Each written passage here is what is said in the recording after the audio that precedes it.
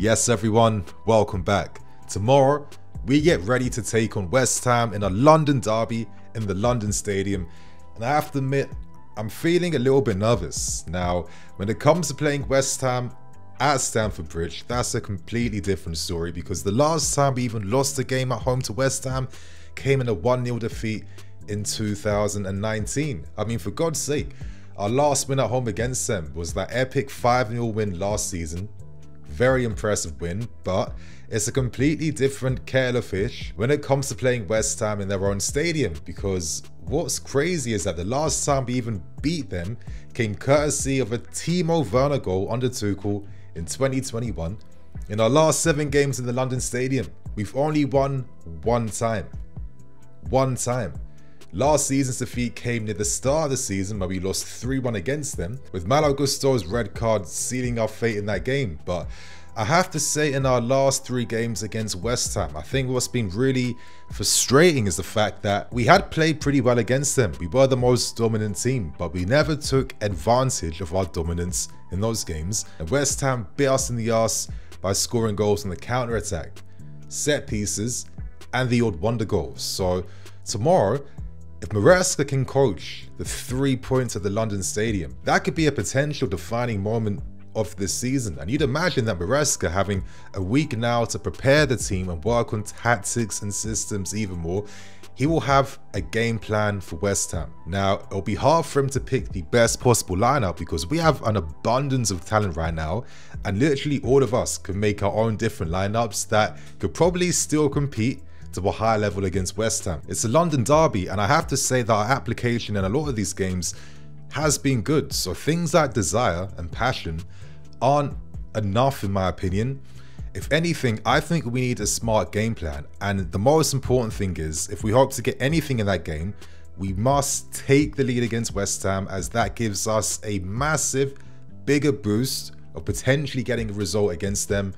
And let's see what this team has in store for them for tomorrow, my friends. So I hope you guys enjoy the video. I hope you guys are excited that Premier League football is back now. And I hope you guys are going to show some love with the like button as well too. As you guys can see, I got the do-rag on because I am looking to dramatically improve my wave game. Obviously, I've been taking a lot of inspiration from Antonio Rudiger. I'm thinking, you know what? I need to start taking more TLC with my hair right now. So don't be surprised to see me rocking the do-rag quite a lot, because I'm not taking it off because I got a massive forehead mark right now and I can't be that guy in the video. So my friends, that's the intro out the way. Let's tackle things and let's get straight into the preview. Now, starting with team news, Maresca has confirmed that Enzo Fernandez is now back alongside Kiernan Dewsbury-Hall. Now, his absence in our last game against Bournemouth now is explained. Does make sense because he wasn't fit or ready to play in that game. But don't expect to see Reece James or Malo Gusto returning. As Maresca revealed, he is looking for Reece James to come back at 100% match fitness before he even considers bringing him back in the team. And I think currently, with the depth of options we have in the squad right now, I don't think managers have to start taking risks with players' fitness and health right now. So that's the team news out the way. And now, let's tackle the press conference. I'm getting the impression that you guys really like this segment in the previews. If you guys do, let me know in the comment section. But I'm going to focus on the key points as always. And let's start on a positive note, as Jadon Sancho became the topic of conversation. Maresca revealed that he has been very impressed with how hard Sancho is working. If you guys are unaware, a report came out recently which basically offered more insight behind how Sancho's professionalism is ridiculous right now. I mean, he is one of the first guys at training because he arrives earlier compared to other people and he leaves later as well too. I think it's quite obvious that Sancho sees this move right now as the biggest second chance, which even sounds a bit harsh saying that, to basically just reinvigorate his career. I wouldn't even say restart it, but just reinvigorate it, because we are the type of team with the right type of football I feel can get the best out of Sancho's game, and I feel like he understands that, and he knows that if he succeeds with us, he'll be back in the national team and his career is going to be back up again. So good luck to Sancho. Incredible performance against Bournemouth, was really impressed by him. But another interesting conversation in the press conference was Maresca talking about managing the load of players, as well as this overall discussion during international break. But are players playing too many games right now? And Maresca revealed there's a reason why Fofana, Lavia, Cole Palmer, etc. aren't in the Conference League squads, and that is basically to manage their loads. Of course, Lavia, Fofana missing out on a full season's worth of football. You don't want to put your body under stress like that again, so they have to be managed responsibly. Maresca, of course, applied the same reasoning to Cole Palmer, saying that Cole Palmer played nearly every game last season. He's had really no break this summer. He was playing international football at the Euros as well, so we must manage his load in case he is susceptible to breaking down, and I like hearing that. I definitely do. So it's nice to know that a manager is really looking to be responsible for the fitness of players, because over the last few years I've seen so many managers, man, kind of just abuse these players a little bit, in the sense that they're rushing them back for their own selfish needs instead of utilizing existing squad players they could turn to. I'm looking at Lampard, I'm looking at Tuchel, I'm looking at Sarri, I'm looking at a lot of these guys. But to continue on the conversation, he also revealed and gave some of his opinions on whether players are playing too much football these days. Now, I'm sure a lot of us saw Rodri's quotes afterwards saying that players are just playing way too many games, and if you only care about, you know, quantity over quality, that's okay for you. But if you care about the quality over quantity of games, you won't see players playing at their peak capacity throughout the entire of the season. I think that's more than fair. And Maresca, being a former player himself, he will understand this insight like no other, because he will clearly see the difference between the intensity in games he was playing in his career compared to what players are playing these days. Maybe this explains why squads are investing so much money on having even greater depth and quality to really maximize having like 2 11s right now to adapt to modern day demands. But when Maresca was asked whether a player might say to him, listen, leave me out this cup game or that game, he revealed that that's pretty much impossible, because all these guys are young, they want to play every single week. And I think his comment basically alludes to the fact that managers will have to be responsible when it comes to managing and mitigating their workloads. I think that is more than fair, but I feel like this conversation will only continue as the season goes on. So you guys, share some of your thoughts and opinions. Do you feel like players are playing way too many games, or do you think, listen, you're earning so much money to begin with, yeah, don't be getting too cocky right now, be grateful and kick this ball. Maresca was asked whether we are good enough to reach top 4. Now, he reiterated yet again that when he took over this job, the ownership, the directors didn't give him any pressure on securing top 4.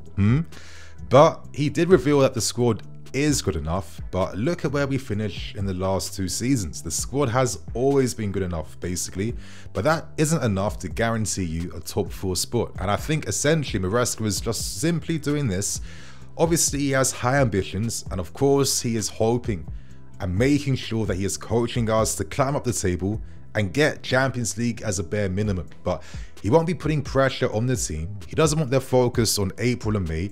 Instead, keep that focus on a weekly basis. I think that is fair based on what we're seeing right now. Another interesting topic of conversation focused on young wonder kids and Josh Achimpong, because as we know, Newcastle United currently, they are hoping to engineer a move for him this January. And if they're looking to do that, they aren't hoping to sign him for their academy, they're hoping to introduce him into their first team. During the summer, Paris Saint-Germain, Real Madrid made soft inquiries about the availability, but we rebuffed everything because we believe in Achimpong. But you think to yourself, with both Reece James and Gusto out the team, surely Achimpong would be the number 3 that seamlessly slots in, right? He never started against Bournemouth. The Sassy did have, very inconsistent success. So naturally, how does Maresca feel about him? And as Maresca said, he's a big fan of him. He likes him a lot, but then it does seem like he wants to just balance how he uses Achimpong. He said that being so young, sometimes they feel like they're either too good when things are going well, or they're not good enough when things aren't going well. So is he kind of alluding to maybe like, not the mental state of Achimpong, it sounds too severe, but maybe he feels like at this point in time, he wants to maybe gradually introduce him into the first team. Let's see what happens. If anything, I think in moments like this is where you entrust the young player. I think he's good enough, of course, to be getting minutes against a club like West Ham. Hopefully he comes off the bench to maybe secure us at the back. But I'd rather see players who are more comfortable starting in these positions compared to using players out of position like the Sassy, where they just create these massive tactical holes against you. Because as I kept saying in that West Ham game, because the Sassy was too scared to push forwards and maybe create those triangles alongside Madueke and Cole Palmer. It meant that those two kept getting closed down every single time, and we had no proper outlet to play through that. So hopefully we don't make that same mistake against West Ham. My friends, for the final topic of conversation, we discuss attacking balance, because Maresca was asked whether Pedro Neto may start on the right wing. This is how this conversation took off. Maresca basically addressed everything right now, and he revealed this: listen, when it comes to the players and the positions I see them in, Neto will be fighting on the right flank alongside Madueke. It's only for contextual reasons I've been using him down the left flank. On the left flank, that will be between Sancho and Mudryk. In the 10 position, that's going to be between Cole Palmer and Joe Felix. And up front, that will be between Nico Jackson and Christo and Nkunku. Nicholas Jackson has started the season well. He's an important player. I really like him. I like how he's kickstarted life under me.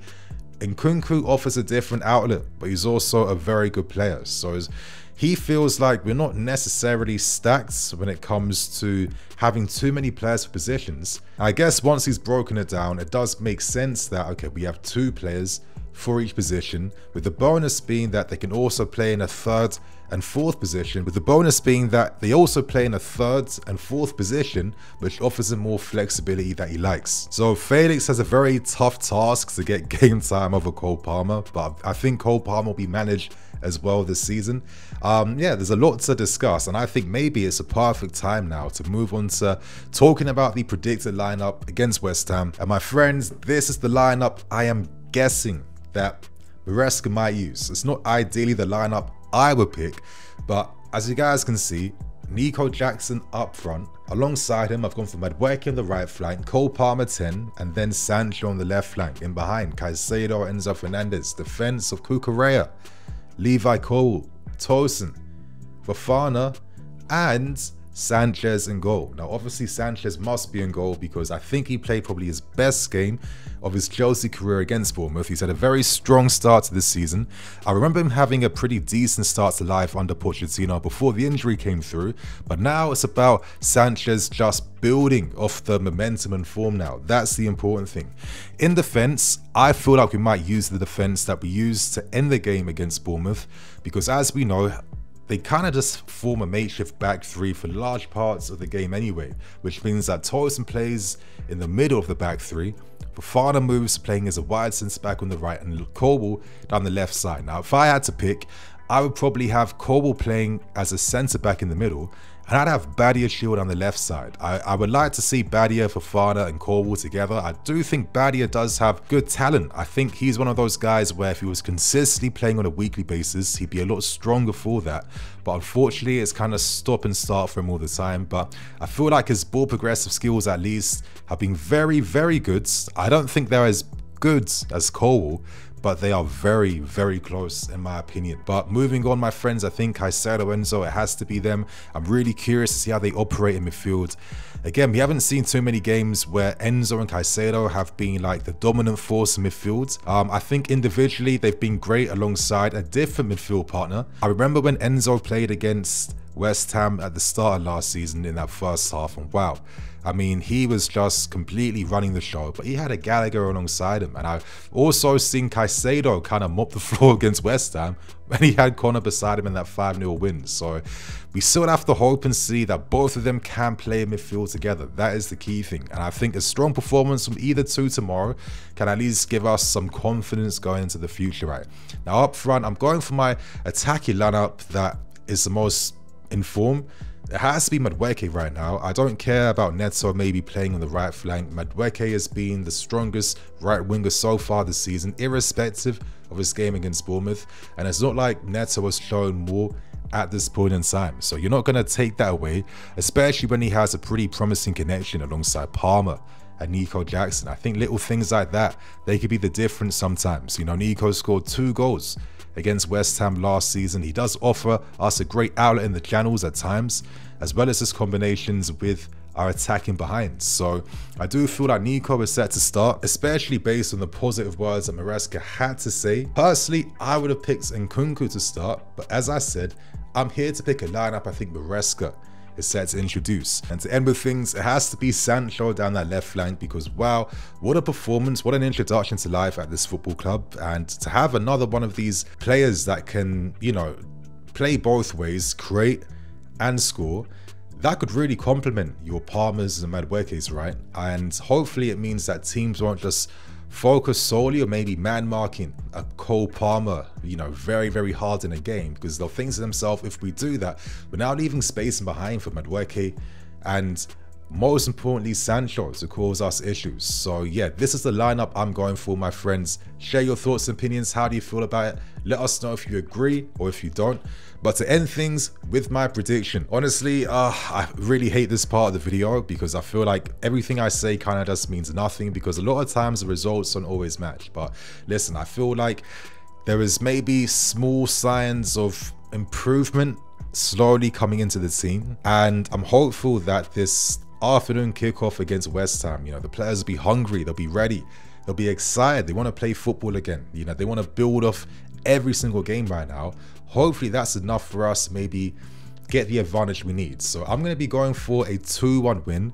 I feel like if we win this game, it will be one of those difficult games where we won't be in complete control for like 95% of the game. I think there's a potential late winner in us, and I think we definitely have players to turn to off the bench that can introduce a different type of dynamic in game that hopefully is enough to maybe get something against West Ham. So my friends, that is the preview done, sorted. It's over right now. I hope you guys enjoy. As always, leave your amazing thoughts and opinions below. Hit that like button and all that good stuff. And I will catch you guys tomorrow with a watch along and match day content.